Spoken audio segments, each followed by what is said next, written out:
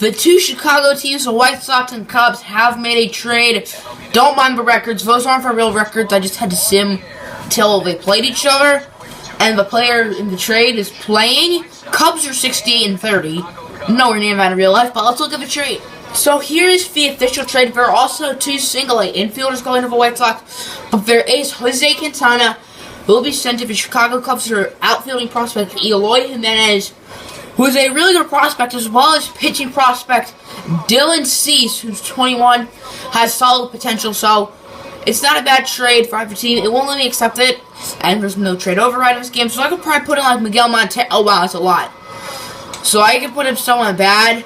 You don't really need to watch me do it, but you get Jose Quintana, a big piece of this trade. That's what he's done in the sim. So that tells you he's a really darn good player. I like to play on quick counts. I do that for my White Sox series too. Speaking of the White Sox, this is a trade.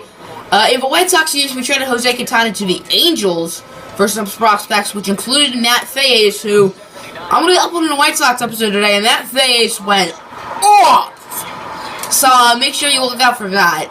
Ever Carrera, I don't remember him ever being on the team.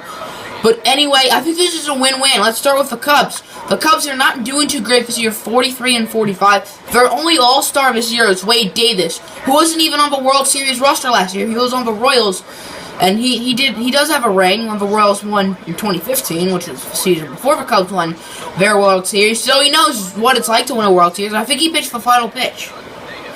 Anyway, where am I? Come on, Chris Bryant. That's all KB's fault. But anyway, the Cubs, 43-45, have definitely underwhelmed. I mean, obviously, all their players have. But they have a very bright future. Obviously, I was going to say Tim Anderson, who's batting for the White Sox. They have Chris Bryant, who didn't he win MVP last year? If not, he's going to be a perennial MVP candidate. Anthony Rizzo's still relatively young. They have a pretty decent farm system. Ian Happ's now in the majors. They still have Alberto Morris Jr. They obviously have Eli Jimenez, who we'll get to him in the White Sox in just a minute, as Quintana's already allowed to run against this team.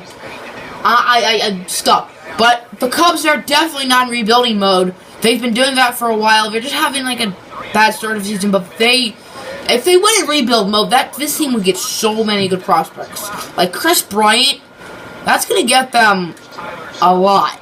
Like, a lot. Like, I could see the Red Sox making a move for him.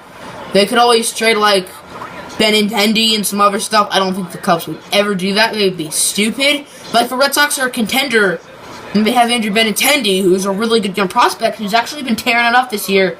But since Aaron Judge is Aaron Judge, no one has seen that Andrew Benintendi's been tearing it up. But the Cubs, I actually did have them going to the World Series at the beginning of the year, but losing to those Boston Red Sox. I forget how many games, but obviously they've underperformed. Now they have another really good pitcher to go with, like Jake Arrieta and John Lester. And while their pitchers aren't doing so well, Kyle Hendrick, who won the Cy Young, hasn't been putting up Cy Young numbers. Arrieta, who won the Cy Young, I believe, in 2015, or at least has played like a Cy Young then, hasn't been putting up Cy Young numbers either. And this makes me happy as a Tigers fan, because there were rumors Kyle Schwarber for Michael Fulmer, which, yeah, no, I would not do that if I was the Tigers. I'm not saying I want the Tigers to win. I don't think they should. I think they should trade like Justin Upton, get maybe some youngsters for him, because our farm system is trash. I wouldn't trade Miggy, because I mean, he's freaking Miggy. I wouldn't want to trade him. If we did trade Miggy, I would hope Miggy would win a ring as soon as possible, because I think Miggy definitely deserves a World Series ring.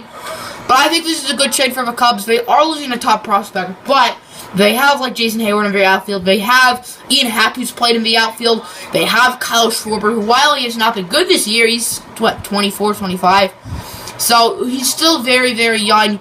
I feel like I'm missing someone. Ben Zobrist is playing in the outfield, even though he's not really an outfielder because they have Javier Baez. Zobrist isn't a part of their long-term future, considering he's like 35 or something, but you get the point. Now let's go to the White Sox. So the White Sox have traded a lot of good players that they've had for young prospects within the past year.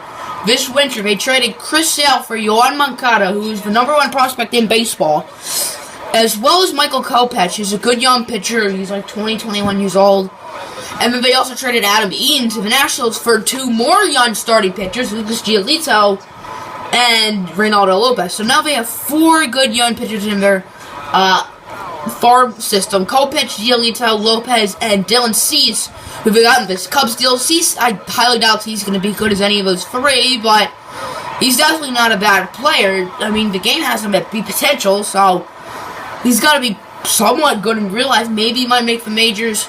But the big part is Eloy Jimenez, who's been one of the best prospects in baseball. I saw something like I was reading it on ESPN, like the exact trade, that Matt Law, who's like some prospect guy, has him as the 5th best prospect in all of baseball. So, yeah, there you go.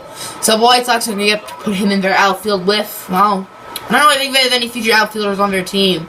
Don't quote me, because I don't really know the White Sox roster. I mean, I know their team going into Season 4 of my series. I mean, I'm looking at the scoreboard. Melky Cabrera, I wouldn't be surprised if he's traded. I also saw someone young, Absel Garcia, who was doing well at the beginning of the year. But for White Sox, I don't feel like they're done yet. They have a bunch of other good, pretty solid players. Like Jose Abreu, who's their first baseman. He's like 31. I wouldn't be surprised if he's traded. Todd Frazier, who they got a few years ago from the Reds. I guess they thought they had a good enough team with Chris Sale and all them. Which that team would seem pretty good.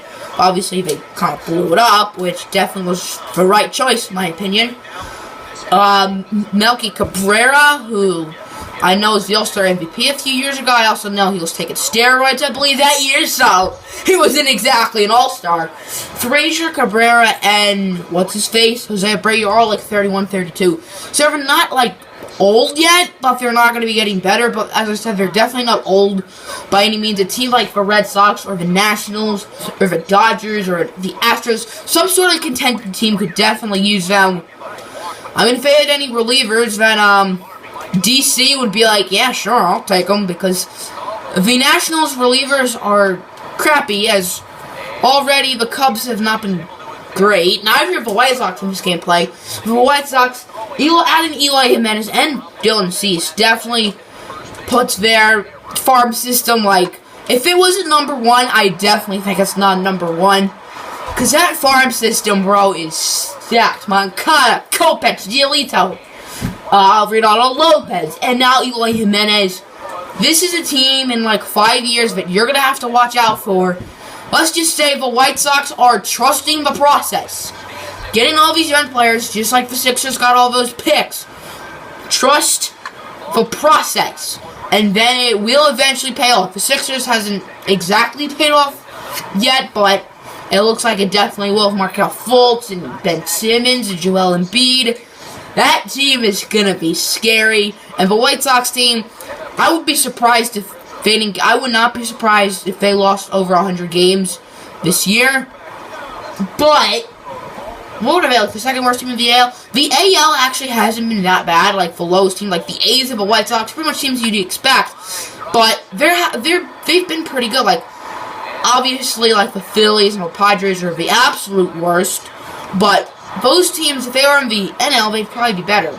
It's in a way, it seems like the East and the West in the NBA. I don't know why. Because I feel like it's somewhat even. The Cubs are in the NL, the Dodgers are in the NL, the Nationals are in the NL. These are all really good teams. But then after that, I sort of see it. What's next? Like, I mean, the Rockies and Diamondbacks are nice, especially the Rockies. But after them, the Brewers.